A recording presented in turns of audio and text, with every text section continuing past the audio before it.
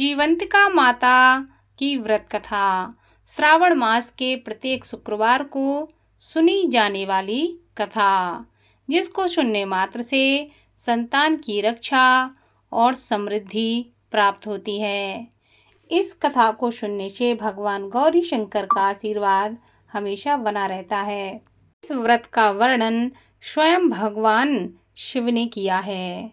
जीवंतिका व्रत कथा के अनुसार भगवान शिव कहते हैं कि हे सनत कुमार, अब मैं तुम्हें जीवंतिका व्रत के बारे में बता रहा हूँ, जिसको तुम ध्यान पूर्वक सुनो। मनुष्य संपूर्ण आपदा से मुक्त हो जाता है। लोग इससे संबंधित एक प्राचीन इतिहास का मैं तुमसे वर्णन करता हूँ। पांडव वंश में उत्पन्न एक सुशील नामक राजा था। अत्यधिक प्रयत्न करने पर भी उसे पुत्र की प्राप्ति न हो सकी। उसकी सर्वगुण संपन्न सुकेशी नामक भार्या थी।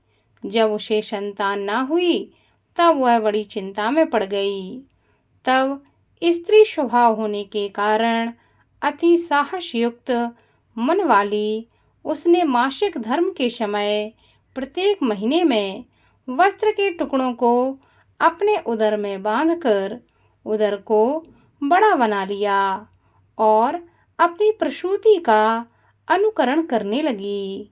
किसी अन्य गर्भिणी स्त्री को वह ढूंढने लगी।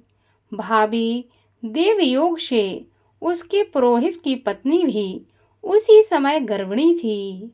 तब कपट करने वाली राजा की पत्नी ने किसी प्रसव कराने वाली को इस कार्य में लगा लिया और उसे एकांत में बहुत सा धन देकर वह रानी चली गई।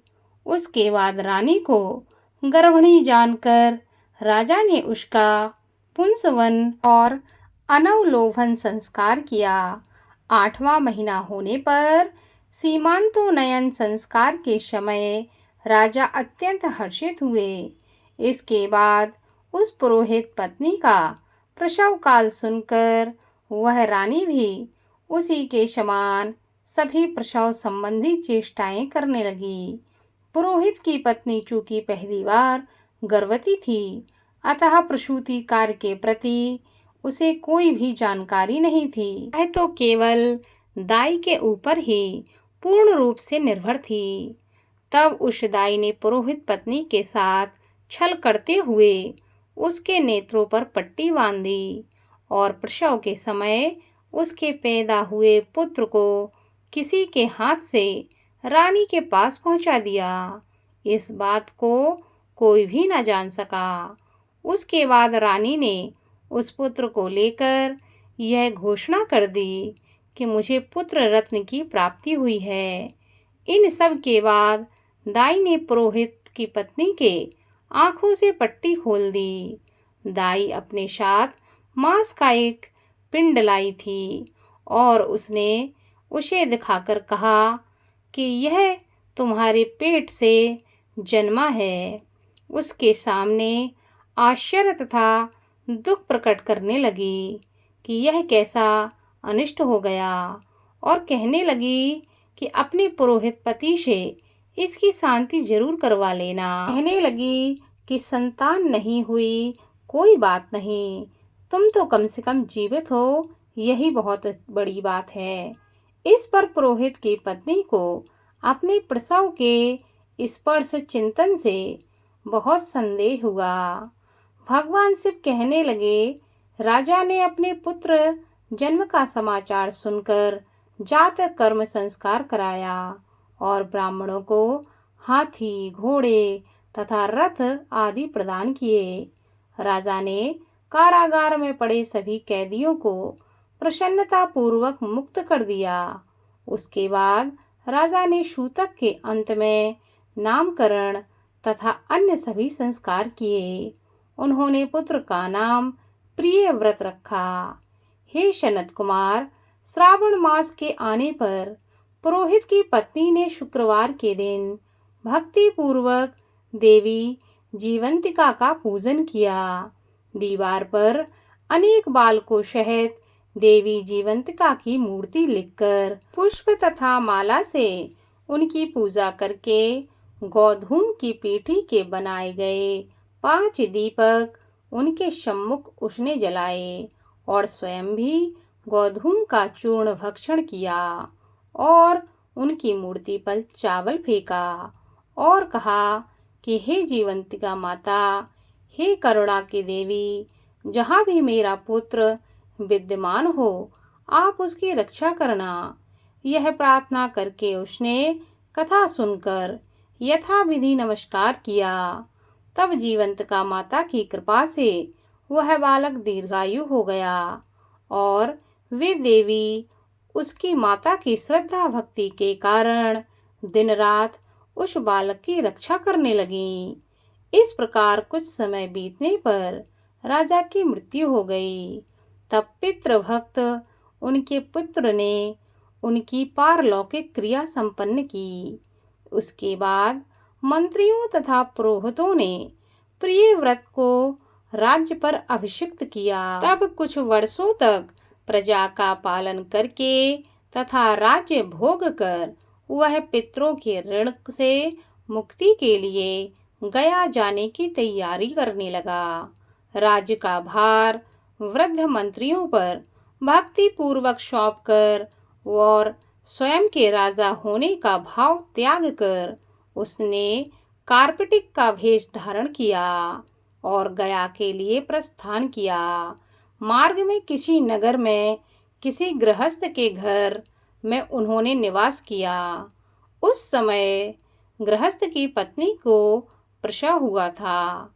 इसके पहले षष्ठी देवी ने उसके 5 पुत्रों को उत्पन्न होने के 5वें दिन मार दिया था। यह राजा भी उस समय 5वें दिन ही वहां गया हुआ था। रात में राजा के सो जाने पर उस बच्चे को ले जाने के लिए षष्ठी देवी आई। जीवंतिका देवी ने उस षष्ठी देवी को यह कहकर रोका कि राजा को लांघ कर मत जाओ। तब जीवंतिका के रोकने पर वह षष्ठी जैसे ही आई थी वैसे ही लौट गई। इस प्रकार उस गृह स्वामी ने उस बालक को 5वें दिन जीवित रूप में प्राप्त किया। ये लोग इतने प्रभाव वाले हैं, यह देखकर उस गृहस्थ ने राजा से प्रार्थना की कि हे राजन, आपका निवास आज के दिन मेरे ही घर में हो। हे प्रभु, आपकी कृपा से मेरा यह छठा पुत्र जीवित रह गया है। उस व्यक्ति के इस प्रकार प्रार्थना करने पर करुणानिधि उस राजा ने कहा कि तुम मुझे जाने दो, मुझे गया जाना है। तब राजा गया के लिए प्रस्थान कर गए। वहां पिंडदान करते समय विष्णु पद वेदी पर कुछ अद्भुत घटना हुई। उस पिंड को ग्रहण करने के लिए 2 हाथ निकल कर आए। तब महान विस्मय युक्त राजा संशय में पड़ गए और पुनः पिंडदान कराने वाले ब्राह्मण के कहने पर उन्होंने विष्णु पद पर पिंडदान रख दिया। इसके बाद उन्होंने किसी ज्ञानी तथा सत्यवादी ब्राह्मण से इस विषय में पूछा। तब उस ब्राह्मण ने उनसे कहा कि ये दोनों हाथ आपके पितर के थे। इसमें संदेह हो तो घर जाकर अपनी माता से पूछ लीजिए, वह बता देंगी। तब राजा चिंतित तथा दुखी हुए और मन में अनेक बातें सोचने विचारने लगे। वे यात्रा करके पुनः वहां गए जहां वह बालक जीवित हुआ था। उस समय भी उस स्त्री को पुत्र रत्न उत्पन्न हुआ था और वह उसका 5वां दिन था। वह जो दूसरा पुत्र हुआ था उसे लेने रात में फिर वही षष्ठी देवी आई। तब जीवंतिका के दोबारा रोके जाने पर उस षष्ठी देवी ने उनसे कहा, इसका ऐसा क्या कृत्य है अथवा क्या इसकी माता तुम्हारा व्रत करती है जो तुम रात दिन इसकी रक्षा करती हो। तब षष्ठी देवी का यह वचन सुनकर जीवंतिका माता ने धीरे से मुस्कुराकर इसका सारा कारण बताया। उस समय राजा शयन का बहाना बनाकर वास्तविकता जानने के लिए जाग रहा था। अतः उन्होंने जीवंती माता और षष्ठी माता दोनों की बातचीत सुन ली। जीवंती माता ने कहा कि हे षष्ठी, श्रावण मास में शुक्रवार को इसकी माता मेरे पूजन में रत रहती है और व्रत के संपूर्ण नियम का पालन करती है। वह सब मैं आपको बताती हूँ।